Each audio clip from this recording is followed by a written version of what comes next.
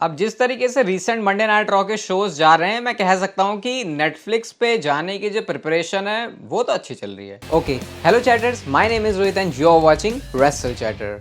तो इस वीडियो में गाइस हम लोग बात करने वाले हैं आज ये मंडे नाइट रॉ के एपिसोड के बारे में। और ये मनी इन द बैंक से पहले रॉ का आखिरी एपिसोड था, तो यहाँ पर बहुत सारी अलग अलग चीजें डब्ल्यूडब्ल्यू ने शो के ऊपर फोड़ी हैं। थोड़ा सा लंबा मुझे आज का शो फील हुआ, 3 घंटे होने के बावजूद। मतलब लंबा नहीं, बहुत सारी चीजें थी, सब कुछ आपको बताऊंगा। बस आप वीडियो को लाइक कर देना, मस्त तरीके से बैठ जाओ। अब मैं पूरा आपके लिए जो माहौल है उसको बनाता हूँ। सबसे पहले जो मंडे नाइट रॉ की स्टार्टिंग है वो जे उसो करते हैं। जे उसो की एंट्री भी तो फायरफ्लाइज के साथ ही वो होती है। उनको जो हमेशा से लोग रिसीव जैसे करते हैं एरेनास के अंदर, वैसा ही आज भी कुछ माहौल था। वो बोलते हैं कि सैटरडे को जो मनी इन द बैंक होने वाला है, सिर्फ एक ही बंदा उसको जीतेगा। और जब भी वो अपने वर्ड्स बोल रहे होते हैं वो ऐसे बोलते हैं कि लोग उनको यीट वाला ट्रीटमेंट दें। वो उनको लगातार ही मिल रहा होता है। अब अपनी वो तारीफें अपने जीतने के बारे में बोल ही रहे होते हैं। हालांकि ब्लड लाइन के बारे में उन्होंने कुछ नहीं बोला। मुझे ऐसा लग रहा था कि क्या पता कोई एक साइड से हिंट वो मार रहे हैं कुछ, लेकिन अभी जे उसो ने कुछ भी ऐसा नहीं बोला है। चैट गेबल की एंट्री हो जाती है। चैट गेबल बोलते हैं इनफ हो गया भाई, बहुत हो गया, ये तुम क्या यीट यीट करते रहते हो, ये तो कोई वर्ड भी नहीं है डिक्शनरी में। जो एक वर्ड है वो है मिरेकल, और मैं इसको 2 बार कर चुका हूं। एक तो मैं वाइट 6 के अटैक के बाद से वापस आ चुका हूं और मेरी फैमिली मुझे छोड़ के चली गई, फिर भी मैं देखो कैसे दोबारा खड़ा हुआ, मनी इन द बैंक के लिए क्वालिफाई कर चुका हूं। और तीसरा मिरेकल होगा जब मैं मनी इन द बैंक में ब्रीफ केस जीतने वाला हूं। तो अपनी बातें भी बहुत बढ़िया तरीके से चैट गेबल ने जो है रिप्रेजेंट कर दी यहाँ पे। इसके बाद वो रिंग में जाते हैं और यही बोलते हैं कि जे उसो बोलते हैं यार देख, तेरी फैमिली ने जो तेरे साथ किया ना वो मैंने अपनी फैमिली के साथ किया। यानी कि हमको हमेशा कोई मैनिपुलेट करने वाला बंदा मिला, जैसे तू अपनी फैमिली को मैनिपुलेट, मतलब ऐसे डायरेक्टली नहीं बोला उन्होंने, लेकिन जे उसो का कहने का मतलब यही था कि तेरी फैमिली ने तेरे को छोड़ा है वो सही छोड़ा है। ऐसा बोलते बोलते ही चैट गेबल ने जे उसो के ऊपर अटैक करना शुरू कर दिया। हालांकि अटैक ये ऐसा नहीं था कि चैट गेबल को इससे कुछ फायदा होता, उल्टा जे उसो ने ही बजा दिया। वो स्प्लैश के लिए भी जा रहे होते हैं, लेकिन चैट गेबल जो है वहां से सरक लेते हैं। इसके बाद जो है वाइट 6 का माहौल बनता है। चैट गेबल वहां से जा रहे होते हैं तो 3 जगह से ऐसी बहुत तेज वाली जो लाइट है वो निकलती है और उसके थ्रू हमको वाइट 6 के मेंबर्स दिखते हैं। और चैट गेबल की ये देख के जो है सिट्टी पिट्टी गुल हो जाती है, लेकिन ऐसा कुछ नहीं था कि उनके ऊपर कुछ अटैक हुआ है। चैट गेबल तो वहां से निकल लेते हैं, लेकिन फिर से वही चीज़ हुई जो कि हमने कुछ एक दो हफ्ते पिछले हफ्ते ही देखी थी, जहाँ पे VHS टेप होता है जो कि माइकल कोल को थमाया जाता है। और आज हमको शो पर यह भी पता चलता है कि उस VHS टेप में क्या है। जो स्टोरी लाइन प्रोग्रेशन है उसको डब्ल्यूडब्ल्यू कर रही है। मुझे पता है वैसे बहुत सारे लोगों को ऐसा लग रहा होगा कि यार जो वाइट 6 आए थे तो ऐसा लगा था भाई क्या धमाका कर दिया, लेकिन अभी ऐसे ढीले से क्यों पड़ रहे हैं। तो मेरे ख्याल से यही सबसे सही मूव है, क्योंकि अगर इन्होंने लगातार ही हर हफ्ते वैसा ही दिखाना शुरू कर दिया जैसा कि वाइट 6 ने पहले अपने डेब्यू पर किया था, तो वो थोड़ा सा गड़बड़ हो जाएगा। आप लोग मुझे बताना कितने लोग इसमें एग्री करते हो मेरी बात से। अभी उस VHS टेप में क्या था उसके बारे में भी बात करेंगे थोड़ी देर में। लेकिन नेक्स्ट मैच आता है Xavier Woods versus Karrion Kross के बीच में। इस मैच में जो वुड्स हैं वो बिल्कुल अंडरडॉग लग रहे थे, पूरे फाइट बैक करने की कोशिश कर रहे हैं। रिंग साइड के ऊपर पूरे ऑथर्स ऑफ पेन ये फाइनल टेस्टामेंट थे, तो उसकी डिस्ट्रैक्शन होती है। वो अपना जो एल्बो मारने जा रहे होते हैं वो सही से हिट नहीं कर पाते, लेकिन क्रेडल पिन करके वुड्स इस मैच में जीत गए। अब न्यू डे पता नहीं कैसे भाई दिमाग नहीं है तुम्हारे अंदर, तो पूरी जो फाइनल टेस्टामेंट है वो रिंग साइड पर है, तो मैच जीतने के बाद भागने की बजाय वहां पर सेलिब्रेट कर रहा है। उसके बाद जो तोड़ाई करी है इन्होंने भाई कोफी किंगस्टन को देख के, तो मतलब ये कंपैरिजन नहीं करना चाहिए वैसे मुझे, लेकिन जैसे ब्रॉक लेसनर किमोरा लॉक में डालते थे तो ऐसा लगता था ना बंदे का हाथ ही टूट जाएगा। आज कैरन क्रॉस ने भी कुछ ऐसे ही हाथ बिल्कुल तोड़ ही दिया कोफी किंगस्टन का, और वुड्स जो है फिर वहां पे खड़े हुए अपने भाई को देख रहे थे क्या हो गया क्या हो गया।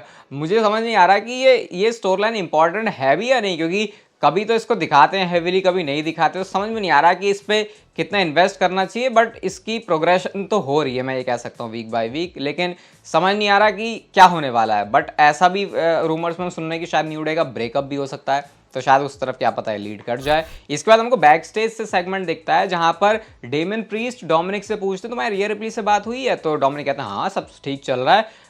डेमन प्रीस्ट कहते हैं नहीं सही सब ठीक नहीं चल रहा, क्योंकि मेरी बात हुई रिया रिप्ली से, वो तो बहुत ही ज्यादा पिस्ड ऑफ है। डोमिनिक कहते हैं मैं इसको हैंडल कर लूंगा, मैं आज सब ठीक कर लूंगा। डेमन प्रीस्ट कहते हैं भाई तू हर हफ्ते ये कहता है कहा ठीक कहाँ हो रहा है। ऐसी बात करते करते वो जजमेंट डे के क्लब हाउस में एंटर करते हैं। पता क्या चलता है भाई, वहां पे मस्त तरीके से लिव मॉर्गन 2K24 गेम को एंजॉय कर रही है। जैसे डेमन प्रीस्ट देखते हो क्या ये क्या हो रहा है, लिव मॉर्गन तो वहां से चली जाती है ऐसे डोमिनिक के ऊपर हाथ फेरते हुए। इसके बाद फिन बैलर और डेमन प्रीस्ट के बीच में एक अलग बात हो रही है। फिन बैलर बोलते हैं भाई जो असली इशू है वो तू है। उन्होंने सारा का सारा जो ठीक रहा है वो डेमन प्रीस्ट के सर पे फोड़ दिया कि भाई तू क्या कह रहा था, तुझे जजमेंट डे की जरूरत नहीं है, उनको हमारी जरूरत है।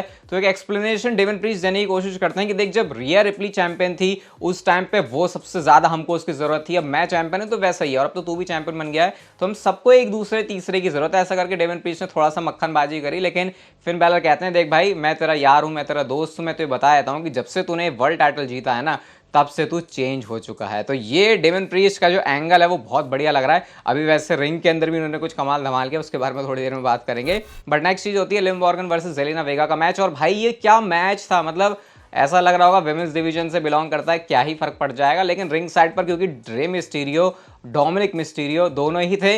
डोमिनिक मिस्टीरियो क्लैप कर रहे हैं जेलिना वेगा के लिए, वो ऐसा दिखा रहे हैं कि जैसे कि वो लिव मॉर्गन को सपोर्ट करने के लिए नहीं आए हैं, क्योंकि रे मिस्टीरियो भी बाहर आ जाते हैं। तो ऐसा लग रहा था कि एक तरफ रे मिस्टीरियो का सपोर्ट जो है जेलिना वेगा के लिए है और दूसरी तरफ डोमिनिक का सपोर्ट लिव मॉर्गन के लिए है। थ्री अमीगोज यहाँ पर मारे लिव मॉर्गन ने, उन्होंने बिल्कुल जैसे एडी गुएरो करते हैं, जैसे रिया रिप्ली भी रिसेंटली कर रही थी वैसे उन्होंने किया। जेलिना वेगा ने मून सॉल्ट लगाया, लेकिन उसके ऊपर जो लिव मॉर्गन किक आउट कर देती हैं। अब यहाँ पे एक ऐसा मूवमेंट आता है कि लग रहा था शायद लिव मॉर्गन की चैंपियनशिप जाने वाली है।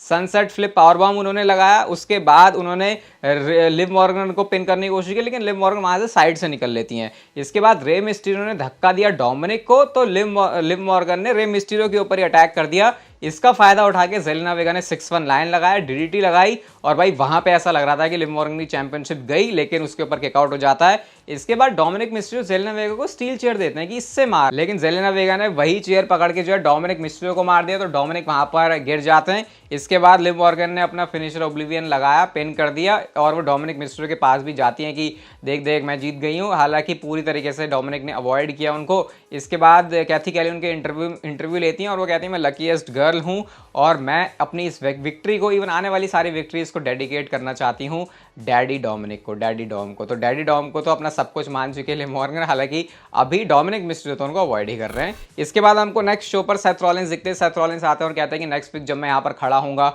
तो मैं हूँगा तुम्हारा वर्ल्ड हैवीवेट चैंपियन। बॉस्टन की टीम की तारीफें भी करते हैं, थोड़ी मक्खनबाजी भी कर देते हैं। इसके बाद कहते हैं मुझे वो टाइटल जीतने की ज़रूरत है, और जब भी प्रेशर वाली सिचुएशन होती है मैं हमेशा अपना बेस्ट गेम लेके आता हूँ। इसके बाद वो बोलते हैं डेमन प्रीस्ट से वो उनकी चैंपियनशिप ले लेंगे और जजमेंट डे से डेमन प्रीस्ट को ले लेंगे। और वो ऐसा क्यों कर रहे हैं, क्योंकि ऐसा करने से डेमन प्रीस्ट को और ज़्यादा वो शाइन करेगा जब वो जजमेंट डे से अलग हो जाएगा। मैं सोच रहा हूँ कि सेथ रॉलिंस को क्या फ़र्क पड़ता है इतना कि डेमन प्रीस्ट क्या कर रहा है फिर क्या नहीं। इतने में ही जो फिन बैलर है उनका म्यूजिक प्ले हो जाता है। फिन बैलर बोलते हैं सब कुछ चेंज हो रहा है, मैं इस समय बैड मूड में हूँ, और वो डेमन प्रीस्ट ये जो चेंज हो रहा है ना, उसका जो ब्लेम है वो सेथ रॉलिंस के ऊपर डाल देते हैं। सेथ रॉलिंस कहते हैं भाई वो पूरा एक जवान पट्टा आदमी हो गया है, वो थोड़ी मेरी बात मानेगा, मैं उसके जो माउथ है उसमें कोई वर्ड्स नहीं डालता। उल्टा सेथ रॉलिंस ने फिन बैलर को बोल दिया भाई तू जेलस है क्योंकि तू चैंपियनशिप नहीं जीत पाया। डेमन प्रीस्ट इसके बाद बाहर आ जाते हैं। एक तरीके से वो गुस्से में ही थे कि भाई ये जो फिन बैलर बंदा है ये क्यों मेरे फटेले पर टांग अड़ा रहा है। सेथ रॉलिंस कहते हैं कि चल भाई आज ही हो जाए, 2-2 हाथ मनी इन द बैंक का वेट नहीं करते हम लोग। इतने में फिन बैलर ने अटैक कर दिया, जो कि डेमन प्रीस्ट को पसंद नहीं आता कि भाई ये क्यों अटैक कर रहा है। लेकिन सेथ रॉलिंस ने फिर दोनों के ऊपर ही अटैक कर दिया। डेमन प्रीस्ट ने south of haven Seth Rollins को लगा दिया क्योंकि स्टॉर्म खा चुके थे पहले फिन बैलर। और इसके बाद अब यहाँ पे वक्त जज्बात फिर बदल गए। जब लग रहा होता है कि अब जजमेंट डे टूट रही है, फिन बैलर को बिल्कुल अच्छे से पकड़ के समझा के डेमन प्रीस्ट लेके जाते हैं बिल्कुल अपने भाई की तरह। इवन बाद में जाके उन्होंने बैक स्टेज ये भी बोला कि चल जो भी हुआ मनी इन द बैंक में मुझे सब कुछ खुद ही करने देना, और इस बात पर फिन बैलर अग्री भी कर लेते हैं। तो जो एकदम से ऐसा लग रहा था कि भाई मामला गड़बड़ा रहा है, यहाँ पे थोड़ा सा चेंज आया। अब ऐसा लग रहा है कि हाँ थोड़ा सा जो मामला है वो सॉर्टेड है। इसके बाद डेकोटा काई वर्सेस जोई स्टार्क वर्सेस आइवन आयल का मैच था मनी इन द बैंक के क्वालिफिकेशन के लिए। Z360 लगा के जोई स्टार्क की मैच जीत चुकी हैं। बहुत सारे लोग डेकोटा काई को जीतते हुए देखना चाहते थे। पिछली वाले रिव्यू में मैंने कैंडिस लेरे को डेकोटा काई गलती से बोल दिया था, लेकिन अब उनका मैच जो है हो चुका है और वो हार भी चुकी हैं, लोग खुश नहीं है। आज मैं नोटिस किया कि जोई स्टार्क का जो थीम सॉन्ग है वो बढ़िया सा लग रहा था, वैसे आज ऐसे पहली बार नोटिस किया मैंने। इसके बाद हमको फाइनली वो VHS टेप दिखता है जो कि फिर से बो डैलस और अंकल हाउडी आमने सामने थे। और जैसा देखो ये जो अभी ये वाला जो VHS क्लिप है ये कुछ बहुत ज़्यादा ऐसे गिव अवे नहीं कर रहा कि क्या बात हो रही है। डेफिनेटली ये चैट गेबल को टारगेट कर रहा है ऐसा समझ में आ रहा है। और साथ में ये भी पता चला कि बो डैलस और अंकल हाउडी एक ही पर्सनैलिटी है। अंकल हाउडी पूछते हैं कि ये सब हम कितने टाइम तक करते रहेंगे और हम ये कर भी क्या रहे हैं। वो सवाल पूछते हैं कि क्या तुम स्पेशल हो। बो डैलस बोलते हैं कि हमने नोटिस करवा दिया है लोगों को और वो बोलते हैं I am the voice of reckoning, तो उस पर जवाब दिया अंकल हाउडी ने आई एम रेकनिंग। और इसके बाद जितनी भी लाइंस बोली बो डैलस और अंकल हाउडी ने बिल्कुल एक साथ सिंक में बोली। इवन जो फेसेस हैं वो भी चेंज हो रहे थे। अंकल हाउडी के फेस के ऊपर बो डैलस का फेस लग रहा था और बो डैलस के फेस के ऊपर अंकल हाउडी का फेस लग रहा था। अब ये क्यों हुआ मैं आपको इतना बता देता हूं कि ये पता चल रहा है कि एक्चुअल में बो डैलस और अंकल हाउडी एक ही हैं, लेकिन वो आपस में शायद एक दूसरे से बात कर रहे हैं अपने ही अंदर। तो उसके बाद फिर ये भी हुआ कि बो डैलस डिसअपीयर हुए तो अंकल हाउडी दिख रहे थे, अंकल हाउडी डिसअपीयर हुए तो बो डैलस दिख रहे थे। तो ये इस तरीके से इन्होंने इसको और ज़्यादा जो है मिस्टीरियस बना दिया है। मतलब जो लग रहा था पिछली बार क्लिप को देख के, आज इन्होंने इसको कंफर्म ही कर दिया कि एक्चुअल में जो दोनों बंदे हैं वो हैं तो सेम ही। तो वाइट सिक्स अभी मैंने जैसे बोला धीरे धीरे ये प्रोग्रेस कर रहे हैं। अब शायद एक दो हफ्ते के अंदर कुछ और ये बड़ा जो धमाका है उसको फोड़ सकते हैं। नेक्स्ट हमको दिखता है कि ओटिस जो है खाना खा रहे हैं, चैट गेबल आते कहते हैं भाई आजा दोबारा आजा। वो बोलते तू मेरा नंबर 1 गाय है। वाइट सिक्स से हेल्प के लिए वो मांग रहे होते हैं। तो ओटिस ने ऐसा कोई इंटरेस्ट तो दिखाया नहीं, लेकिन चैट गेबल बोलते हैं भाई हो सकता है अगला टारगेट तुम भी बन जाओ, लेकिन तब मैं वहां खड़ा रहूंगा क्योंकि तू मेरा जो है नंबर 1 गाय है। तो यहाँ पर जो मैनिपुलेशन करना है वो स्टिल चैट गेबल का कंटिन्यू था। तो अभी भी ऐसा लग रहा है कि भले अलग तो हो चुके हैं ओटिस और ये सब, लेकिन फिर भी शायद उनके दोबारा से जुड़ने की पॉसिबिलिटी है। इसके बाद बाप और बेटे का मैच आता है जो कि था Rey Mysterio versus Dominik Mysterio के बीच में। लिव मॉर्गन आ जाती है रिंग साइड के ऊपर। रे मिस्टीरियो जो है 619 लगाना जा रहे होते हैं, लेकिन लिव मॉर्गन ने डोमिनिक को खींच लिया। रे मिस्टीरियो ने ऐसा धक्का मारा डोमिनिक मिस्टीरियो को कि डोमिनिक मिस्टीरियो लिव मॉर्गन के ऊपर आके गिर गए। और फिर से वो मूवमेंट क्रिएट होता है जो कि डब्ल्यूडब्ल्यूई को अपने एक रॉ के शो में तो बनाना ही है। डोमिनिक और लिव मॉर्गन के बीच में डोमिनिक उनके ऊपर जाके गिर जाते हैं और जब वो उठने की कोशिश भी करते हैं तो लिव मॉर्गन ने उनको पकड़ लिया। फिर बाप आता है, वो कह रहा है चल रिंग के अंदर, वो रिंग के अंदर लेके जाते हैं। जेलिना वेगा ने भी लिव मॉर्गन के ऊपर अटैक कर दिया। डोमिनिक मिस्टीरियो 619 लगाते हैं, टॉप रोप पे जाके स्प्लैश तो कर रहे होते हैं, लेकिन जेलिना ने कुछ ऐसे मारा लिव को कि डोमिनिक मिस्टीरियो गिर गए। और इवेंचुअली रे मिस्टीरियो ने अपना स्प्लैश लगा के यहाँ पर डोमिनिक मिस्टीरियो को पिन कर दिया।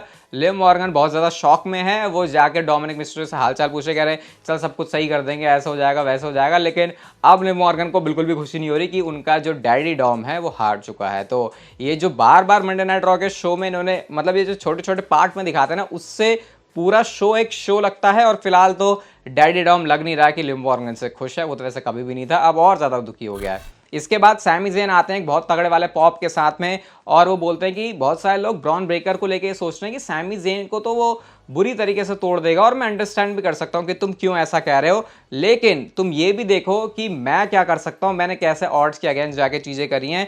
मैं बिल्कुल भी कुछ नहीं ब्रॉन ब्रेकर का कुछ भी मतलब उनका क्रेडिट नहीं लेना चाहता, लेकिन मैं उसको हराने वाला हूं। इसके बाद ब्रॉन ब्रेकर आते हैं, ब्रॉन ब्रेकर जब आए तो क्योंकि सैमी ज़ेन को सपोर्ट मिला था, तो ऐसा नहीं था कि ब्रॉन ब्रेकर को सपोर्ट नहीं मिल रहा, ब्रॉन ब्रेकर को भी तगड़ा सपोर्ट मिलता है, क्योंकि वहाँ पे जो बार्क है ब्रॉन ब्रेकर की उसको जो है कर रहे थे, उसको मिमिक कर रहे थे एक तरीके से जो वहाँ का क्राउड है। ब्रॉन ब्रेकर के बारे में बोलते हैं कि यार देख, ब्रॉन ब्रेकर सैमी ज़ेन को बोलते हैं देख तूने मेरी रिस्पेक्ट गेन करी, क्योंकि बाकी सारे लोग मेरे को अवॉइड करते, लेकिन तेरे में इतने गट्स हैं कि तूने सामने से आके मुझे चैलेंज किया है, तो ये तो बहुत तगड़ी बात है। लेकिन ये भी ध्यान रख लेना कि मैं तेरे को ब्रेक करने वाला हूँ, नए इंटरकॉन्टिनेंटल चैंपियन बनने वाला हूँ। सैमी ज़ेन कहते हैं ऐसा तो बहुत सारे लोगों ने कह दिया है, लेकिन मैं अपना वेरी बेस्ट लेके आऊँगा और तू भी अपना पूरा बेस्ट ट्राई करना। तो जितना स्मार्ट अपने आप को सोचता है उतना स्मार्ट तो है नहीं। ब्रॉन ब्रेकर कहता है चलो ठीक है, ऐसा करके वो जा रहे होते, लेकिन वापस लौट के उन्होंने स्पीयर मार दिया। इसके बाद वो दोबारा वो घूम के जो स्पीयर मारते हैं वो भी सैमी ज़ेन को मारने जा रहे होते हैं, लेकिन सैमी ज़ेन उछल गए। उसके बाद उन्होंने एक्सप्लोडर मारा, हलवा केक के लिए जा रहे होते, लेकिन ब्रॉन ब्रेकर ने एक धमाकेदार जो स्पीयर है वो फिर से लैंड कर दिया। तो ये बड़ा मस्त मैच होगा ब्रॉन ब्रेकर और सैमी ज़ेन के बीच में इंटरकॉन्टिनेंटल चैंपियनशिप के लिए। कुछ अगर प्रेडिक्शन है इसको लेके तो आप बता सकते हो, वैसे मनी इन द बैंक के साथ प्रेडिक्शन वीडियो आएगी चैनल के ऊपर। इसके बाद आता है शो का main event, Drew McIntyre versus Sheamus versus Dragunov के बीच में। मनी इन द बैंक की क्वालिफिकेशन के लिए था। ड्रैगनोव को तो कोई भाव ही नहीं दे रहे दोनों, क्योंकि आपको पता है ड्रू मैकिंटायर और शेमस की अपने आप में हिस्ट्री है। 10 बीट्स शेमस ने लगाई ड्रू मैकिंटायर को बैरिकेड के पास। इसके बाद वैसे तो ड्रैगनोव को मौका दे नहीं रहे थे, लेकिन ड्रैगनोव मुझे लगता है इस मैच के एमवीपी थे। उन्होंने पूरे इस मैच को जो वो कैरी किया, कोस्ट टू कोस्ट पे एक बार लगाने जा रहे होते, भाई जो पेट में उनको जोर से पड़ा है वो तो भाई पता नहीं कितने दर्द में होंगे। उसके बाद अपना जो फिनिशर है वो भी उन्होंने लगा दिया था ड्रू मैकिंटायर के ऊपर, लेकिन स्टिल वो जो है विक्ट्री नहीं कर पाते। इसके बाद इन्होंने क्या किया, ड्रैगनोव को तो पता नहीं साइड में लगा दिया कहीं, अपना जो मैच है ड्रू मैकिंटायर और शेमस का वही चल रहा था। अब 10 बीट्स फिर से उन्होंने लगाई, नी लगाई शेमस ने। वो उसके बाद जा रहे होते हैं अपना ब्रू किक लगाने के लिए, लेकिन उसको काउंटर कर दिया क्लेमोर में। और ड्रू मैकिंटायर ने पिन कर दिया और क्वालिफिकेशन का मनी इन द बैंक के लिए हो गया है। और जाते जाते उन्होंने एक ऐसा स्पॉइलर दिया माइक में आके, कहते हैं कि मनी इन द बैंक में ना सिर्फ मैं जीतने वाला हूँ, लेकिन मैं टोरंटो से जब निकलूंगा तो मैं हूँगा वर्ल्ड हैवीवेट चैंपियन। तो शायद यहाँ पे वो मनी इन द बैंक का ब्रीफकेस जीत के उसी नाइट पर कैश इन करने की बात कर रहे हैं। तो ओवरऑल भाई बहुत बढ़िया था मंडे नाइट रॉ का एपिसोड, पूरी एनर्जी लगा के मैंने भी वीडियो रिकॉर्ड किया। तो बताना आपको कैसा लगा पूरा शो और क्या मतलब कितना पसंद आया आपको।